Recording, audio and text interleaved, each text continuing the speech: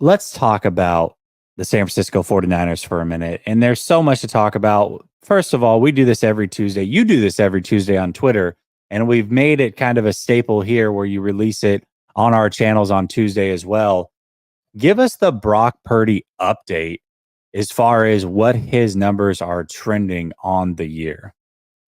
Let's do it, man. Just remarkable, looking really good. So Brock Purdy's numbers after week 15 completions, he's now 16th with 268, moved up 2 spots.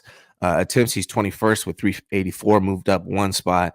Completion percentage, he's 3rd now. Tua overtook him, plus our guy that's played like 3 games in Cincinnati. He has 106 attempts, but his completion percentage is slightly higher, but still really good at 69.8 yards. He's 2nd with 3,795 yards, up 1 spot from 3rd where he was previously in the week prior. His average is still in 1st. He's leading the NFL at 9.9, same exact number, same exact ranking. Yards per game 5th, which is where he was last week. He's at 271.1 in yards per game. His long is tied for 6th with 76, just down 1 spot. But that one's not the biggest one. Passing touchdowns, here's the big one. Passing touchdowns, he's now in 1st place with 29, up 1 spot from 2nd last week, which is humongous. And then interceptions, he's tied for 6 with 7. But there's a caveat there. I actually looked at all the quarterbacks that played 14 games. Mm-hmm. And he's tied for 1st with quarterbacks that played 14 games. It's Dak Prescott, Derek Carr, Brock Purdy, and Lamar Jackson. They're all tied for 1st of quarterbacks that have played 14 games and have 7 interceptions. No other quarterbacks have fewer than that. So he's technically in 1st, but if you include everybody, he's in 6th. Oh, because CJ Stroud missed the last game. Is that what you're saying? I don't know. How many does he have? Yep. I don't even know. He's I think he's at 7, but 7 as well. Yeah, but he's only played 13 games. 13 games. Yeah. Yeah. So he's right there. Also, I have those statistics actually. I can pull up for you if you want. But yeah, I mean, so basically, although all the quarterbacks played 14 games, Brock Purdy, Dak Prescott, Derek Carr, and Lamar Jackson, who we play this week, are all tied for 1st at 7. No quarterback has fewer. Sack, I flipped it. I was doing it backwards last time, so I flipped it to make it easier for people to understand. In sacks, Brock Purdy's tied for 11th. So he's the 11th best in not getting sacked with 26, which is up 2 spots from where he was last week. Sacks for loss, 21st, which means he's towards the bottom of sack for loss yards, or you could actually look at that one the same way as 11th instead of 21st. QBR, he's still in 1st at 76. Rating, he's still in 1st at 119, and he is trending 4,608 yards, 35 touchdowns, and 9 interceptions on the season. Hell of a season.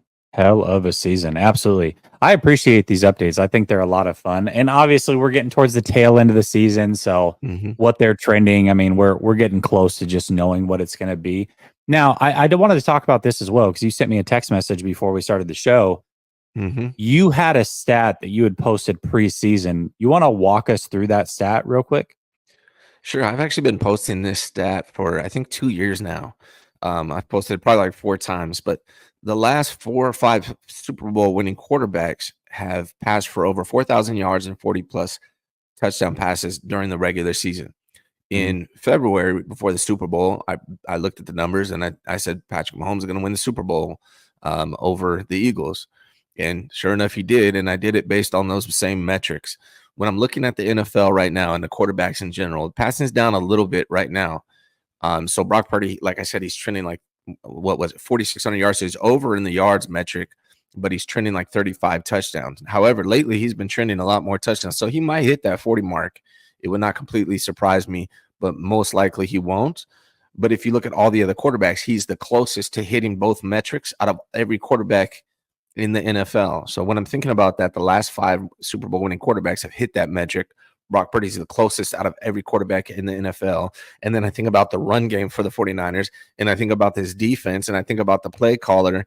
All of these things combined to me are just more evidence and really why I think the 49ers are going to win the Super Bowl this year.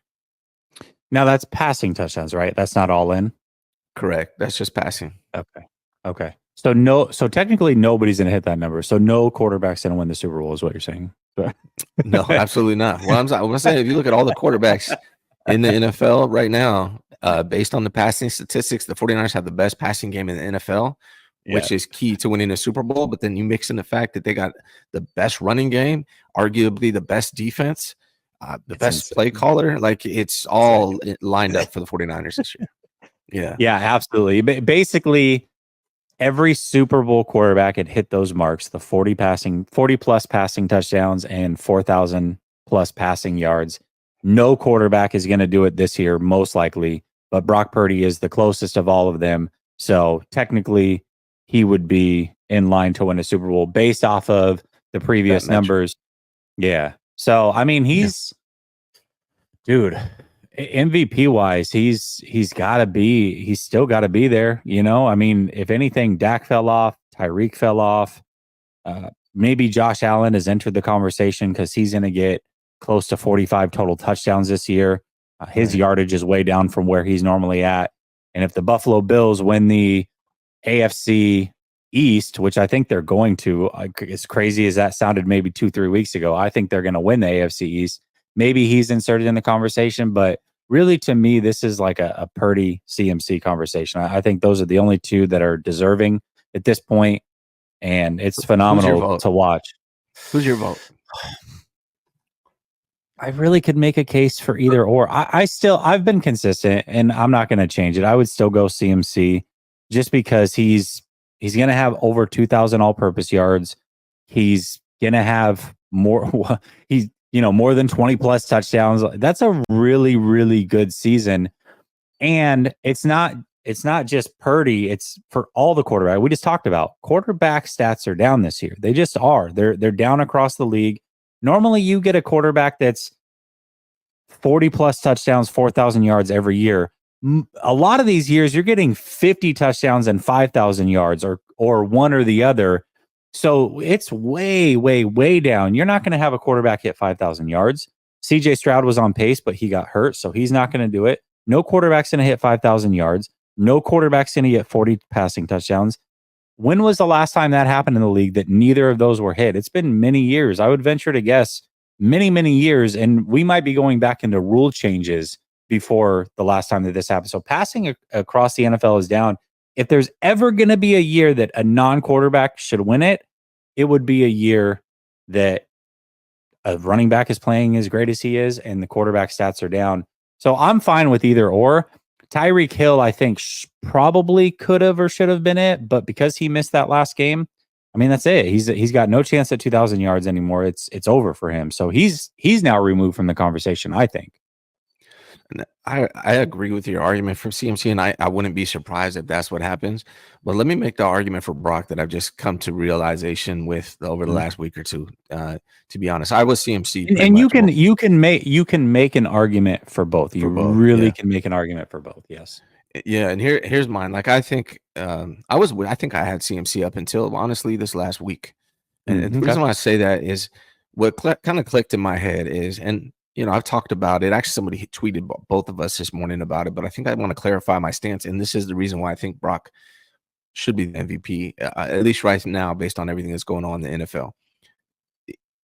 I think these 49er team could win a lot of games with other quarterbacks. I do. I think you could insert a dozen quarterbacks or so and win just as many games as you're winning right now with Brock Purdy. But the difference to me is, I don't think they would win in the same way that they're winning, right? They wouldn't be blowing these teams out. Like I think you could probably win games with a quarterback and kind of scrape by, but the way that Brock Purdy is conducting this offense is so efficient. And that's why not only do I think he deserves the MVP, because if you took him out, I don't think it would be the same.